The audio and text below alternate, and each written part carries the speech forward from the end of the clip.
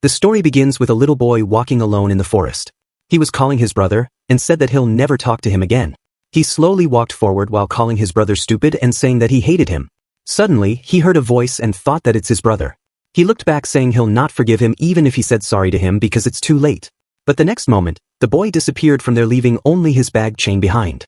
There's a cave entrance here so someone might have dragged him in. After some time, a girl named Yasmin was walking on the road holding her mobile like she's recording a vlog.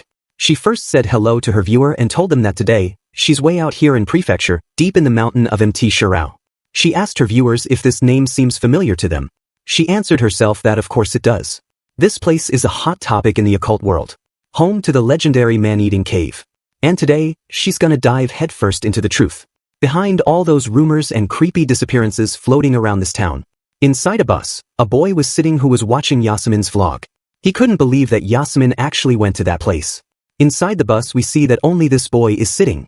After some walking, Yasmin found a guy and asked him if he could answer some of her questions. She said that she's looking into the case of the missing kids around here and asked him if he knows something about it. The man just laughed and said with a smile, "From the media? Huh? Bold of you to show up. You want to get decked? Get lost." The boy saw the man's response through the video and said that he's still a menace. The boy mentions that it's been 5 years since the coming-of-age ceremony, and nothing's changed. Not the town, not the people. The boy left the bus and reached his home. Outside his house, a dog was leashed up, it started barking at the boy. He couldn't believe that his own dog is barking at him now. But he understands why this is happening. He left Tokyo after they got Hana. The boy entered the house and announced that he came back. Someone answered that they just finished a call with Yokata. The boy looked around the house and thought that it's all exactly the way he left it. Right then, Hajime saw a closet filled with many different toys.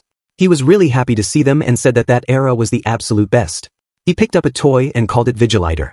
He said that this is the most brutal and most terrifying villain ever. While looking around, he found a picture which made him a little sad. In the picture, there seems to be Hajime with his friend. He thought that they didn't talk for 5 whole years and wondered if they'll still be friends. He thought it's just wishful thinking, and said that there's no way someone like Hajime could hang out with UMI. Right then he received a message from UMI. He said that they are getting together and also invited Hajime. When he saw the message, he thought that small towns are really creepy because he never told anyone he came back, but UMI still knows he has returned. The next moment, all the old friends got together and were sitting in a hotel. A girl asked a guy named Riku about his married life. She asked him if everything's going well with that adorable wife of his. Riku didn't answer and said that they just sat down and she's already jumping into that. He asked Akane if she had ever heard of taking things in order. Akane heard that and asked Riku to not be dramatic. She assumes that Fubuta, the girl who was sitting beside her, also wants to know about his married life. But Fubuta said that they should wait a little before jumping into that topic. At that moment, a guy named Jen asked if he should pick spicy fried chicken or wasabi mayo. Akane answered that he should order both of them. Like this, everyone gave their order one by one. Hajime looked at the scene and smiled thinking that this feels like old times. While others started talking about why UMI still isn't here, Hajime was thinking that he never really fit into their conversation. This kinda makes him wonder why they even invited him. He assumes that he used to be close with UMI, that's why they invited him. He can't think of any other reason. Right then, Yumai entered the place and the first thing he did was hug Hajime. He didn't stop just there. Yumai started playing around with Hajime saying that he's grown so much. Seeing them, others thought that Hajime and Yumai are still the same. Umi even started feeding Hajime with his own hands. Right then, Riku showed a YouTube video in which Yumai was also present. They all were really shocked and couldn't believe that Yasmin really came here. So the guy who asked the vlogger to get lost was Yumai. Jen asked what Yasmin was even doing in this town. Riku answered by asking them if they knew about the man-eating cave that's been passed down in this town. He explained that long ago, there was a samurai clan that lost a war and was exiled from their homeland. Disgraced and driven into ruin, their former glory faded like a dream. Desperate to survive, they turned to raiding villages along their path, killing anyone who dared to resist. But word of their cruelty eventually reached the authorities. And so, every last member of the clan was executed and their severed heads displayed along the Shursui River. But the gold and treasure the clan had plundered were never found. Time passed until one day, a rumor began to spread. Deep in the cave on Mount Shirao, the sacred peak of Washiro, the clan's lost treasure still lay hidden. Many ventured into the cave in search of it, but not a single one ever returned. Was it the curse of the beheaded samurai? Or the wrath of the land itself? The saying is famous in this town, stay away from Shirao Cave, linger too close and it'll swallow you whole. Akane said that they used to say this non-stop when they were kids. Right then, one of them remembered that they went to that cave once. Before they started the story, Hajime requests to not talk about it. Hearing his request, Riku remembers that at that place Yuamai's brother disappeared. But Yuamai refused to believe it. He said that the cave has nothing to do with it. There was just his little brother's scooter at the mountain entrance. And his little brother wasn't in the cave either. Umi immediately grabbed Hajime and said that he was looking out for him. That's why he requested them to not talk about that. After they left the place, they planned to go to that cave again. All of them agreed and decided to go there tomorrow. While walking home, Hajime said to Yumai he'll not come to explore the cave with them tomorrow. He gave the reason that he's not close with everyone, so it feels really awkward to him. But Yumai didn't believe it. He said that everyone was seriously impressed that Hajime went to Tokyo on his own. He said that even Fubuta was impressed that Hajime is chasing his dreams. Umi assumes that something happened in Tokyo, that's why Hajime is saying these types of things. So he asked Hajime to just be the old Hajime while he's here. But the next day, something unexpected happened. Hajime was buried alive after the cave collapsed on him. He don't know how much time has passed since he got buried here. He wonders if the help is going to come or not. He started shouting that he doesn't want to die here, not in a place like this. Right then, Yumai appeared in front of him and blocked Hajime's shouting. He asked Hajime to stay quiet. He promised that he'll get Hajime out, but not yet. Because if he made a sound of some kind, that thing would come. Hajime was confused, wondering what Yumai is talking about. Umi pointed to the light in the deeper area of the cave and said that it's out there watching them from the dark. Someone other than them. Not someone, but something. Suddenly, Hajime's vision was blocked and he just heard a warning, it's coming. Hajime couldn't see anything and wondered who was coming. Right then he saw Yasmin's face emerging from the dark. Hajime was about to think that she's here to save them when Yumai asked him to not look. It turns out that this is just Yasmin's head. A monster appeared in front of them who was wearing Yasmin's head like a medal.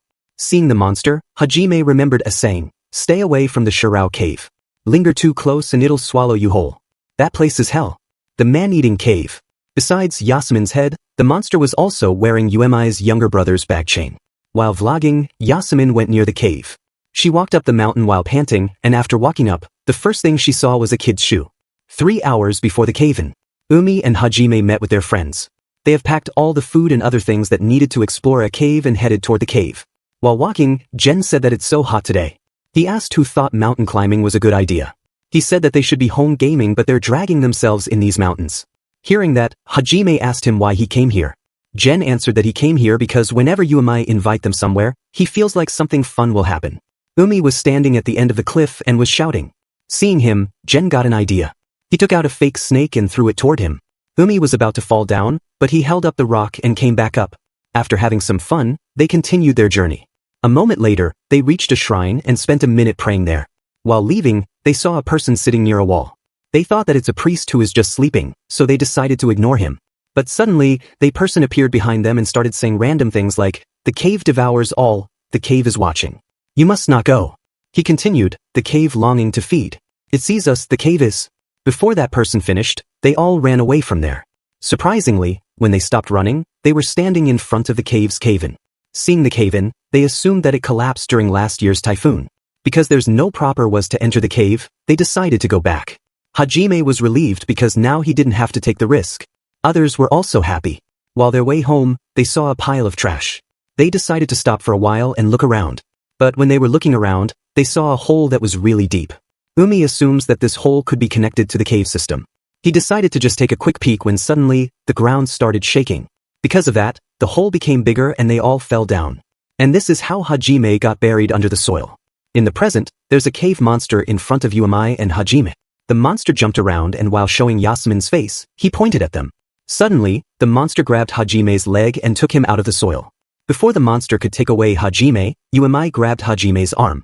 Seeing that, the monster let out a growl and was about to attack them when Riko arrived there with a flashlight. The monster saw that others were here, so it ran away. The group immediately asked if someone else was with them. Jen seemed to notice the head of a girl being held by someone, so he got really scared. Others heard what Jen was saying about head and got really shocked. They couldn't believe it until Yumai revealed to them that streamer Yasmin had been killed by that thing. Even though Yumai doesn't know what that thing was, he knows that that thing is really dangerous. Umi picked up the phone and pointed the light at a hole nearby. Inside the hole, there were tens of hundreds of school and some other random things. Seeing them, Hajime remembered what that weird man said to them about the cave is watching. With that, Hajime realizes that this is the man-eating cave. Now the entrance is completely blocked. They don't know what to do now, they're trapped here. Jen asked Riku what they should do now because Riku is a firefighter. Riku said that they have to stay put for now. He explains that in mountain rescues, wandering around can make it way harder to get found. He said to them that he told his wife that he'd be in the mountains this morning. So by dawn, she'll probably file a missing person report through his coworkers. Which means they have to wait until dawn. Right then, Fubuda reminds them about the priest they saw outside the shrine. She said that there's a chance that the priest might notice the collapsed cave. Hearing that, they remembered the things that the lunatic priest was saying to them. The things like the cave devours and it's watching. Akane guessed that that priest was talking about the monster living inside the cave. Before they thought anything further, they heard a shout from Yumu. "I found it." Riku asked him what he found. Umi picked up a shirt and said that it's Taiyo's, who is his younger brother. He remembered that the monster had his brother's keychain around its neck. He didn't want to believe, but this proves it. He got up and said that it's insane. Taiyu was here. He said that it's no wonder they never found him, no matter where they searched. He was about to say a what if, but Riku stopped and asked him to get his head straight. He reminds him that it's been 12 years since Taiyu went missing. But he didn't stop. He said that Taiyu's been alone here all this time. He concludes that Taiyu is alive. That's why he decided to go on ahead.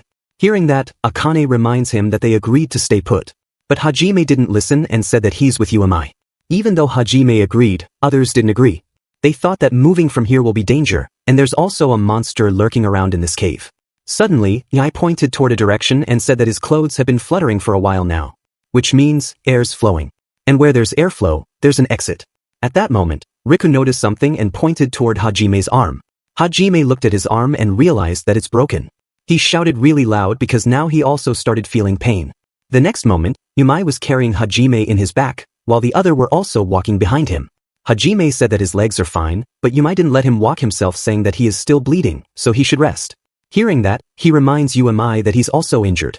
Umi answered by asking Hajime to not compare his body with his. Hajime is thankful because Fubuda is with them.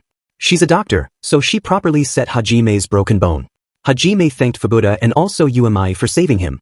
But Yumai said that he didn't deserve his thanks. He said that he dragged them into this mess, so when they got out, he'll treat them all to a meal. After walking for a while, they stopped at 7 p.m. and decided to rest and eat something. They took out the food and realized that if they split it up, each person would get 2 candies and 1 cookie per day. But it's close to impossible to survive with just this much food a day.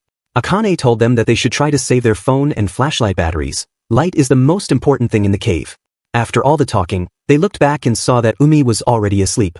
So they also decided to turn off all the lights and sleep. While all of them were sleeping peacefully, the cave monster appeared on top of Jen. Something came out from the monster's nose and it touched Jen's face. After some hours of sleep, when Jen woke up, he was completely fine and just thought that he had a bad dream. Beside him, everyone else has already woken up and Yue even ate all his food that meant to last for a day. Fubuda reminded him that the snake she gave him was supposed to last for a whole day, but he already ate it. Hearing that, you might guess that Fubuda is the type of girl that saves the best for the last. He said that this is the reason she's not getting married. In response, Fubuda picked up a big rock and asked Yumai to say that again. With that, Yumai apologized and they started walking again. While walking, Jen was thinking about the dream he had last night. He thought that that dream felt too real. He felt that something like a tentacle actually touched him. Because Jen was walking really behind and was mumbling to himself for a while, so Hajime just hoped that Jen was okay. Umi said that Jen is always the sensitive type. All these incidents might just be too much for him. Telling that, Yumai said to Hajime that if he's really worried, he should go and talk to Jen. So Hajime did just that and went to talk to Jen. Seeing him, Jen assumes that Yumai got tired by giving piggyback rides to Hajime all this time, so he sent Hajime to Jen so he could carry him now.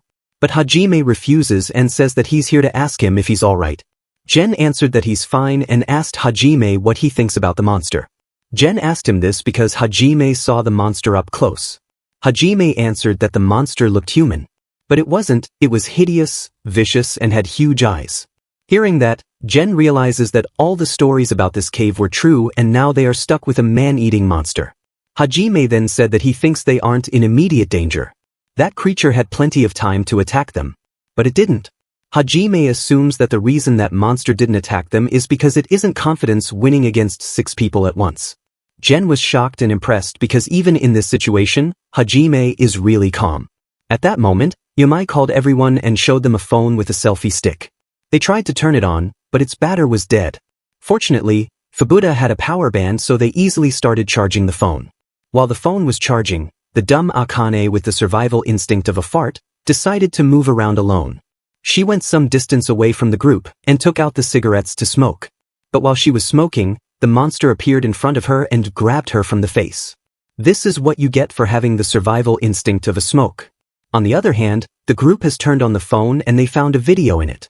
This video was shot just 3 days ago. The person who was holding a phone was calling for Yasmin. But no matter how much they called, they didn't get any answer. Suddenly, they spotted a monster eating Yasmin. Seeing the video, Jen wasn't able to control himself and threw up. Others were also shocked and scared. In the video, before the monster completely devoured Yasmin, it looked toward the camera and then, the video ended. While others were scared and called that creature a man-eating monster, Hajime said that they don't know if it really a man-eating monster. He mentions that in the video, the monster tried to eat Yasmin, but when they saw the monster, the lower body of Yasmin was gone, but her head was fine. So maybe the monster didn't eat her. Hajime assumes that it might have had a different goal, that's why it took her head. Hearing that, Riku get a little angry and said that he didn't care if that monster had some kind of goal, a person still died by its hands. Right then, Fubuta looked around and reminded them Akane isn't here. They went back and saw a half-burned cigarette on the ground. Beside the cigarette, they also noticed a cave which was just a wife enough for a person to crawl in. Without thinking, Yumai started crawling in. Seeing that, Riku called him insane and told him that he shouldn't just crawl in without thinking. Umi answered that he's thinking and said that that monster is a coward who creeps around in the dark, targeting women when they're alone. He smiled and said that if he catches it, he'll burn it to crisp. But still, they can't just let him go in alone, so Riku went behind him. Now only Fubuta, Jen, and Hajime are left behind. They sat beside the tunnel and just hoped that Riku and Yumai would come back with Akane. Right then, Jen said that Yumai isn't thinking straight. He can't believe that Yumai really thinks his brother is still alive. There's just no way someone missing 12 years ago is still alive. But despite the chances of Taiyu being alive are close to zero, Yumai was still dead serious. Fubuta remembers that those two brothers were inseparable. Fubuta, Yumai and others grew up together, so she saw everything. That bond Yumai and his brother had. Even after Taiyu went missing, their bond never changed. While they were talking about Taiyu and Yumai's bond, Yumai reached the other side of the tunnel. But the first thing Yumai saw shocked him. He saw his brother, who went missing 12 years ago, standing in front of him. Before he thinks that Taiyu is still alive, he notices that even after 12 years, Taiyu is still looking the same. He asked Taiyu if he's even real. Taiyu just said that it didn't matter. He grabbed Yumai's hand and said that everyone's waiting. Umi was confused, wondering what Taiyu was talking about. Even with all these questions, Yumai just followed Taiyu asking if he's really real. But Yumai didn't notice that Taiyu's hands are looking kind of like that monster.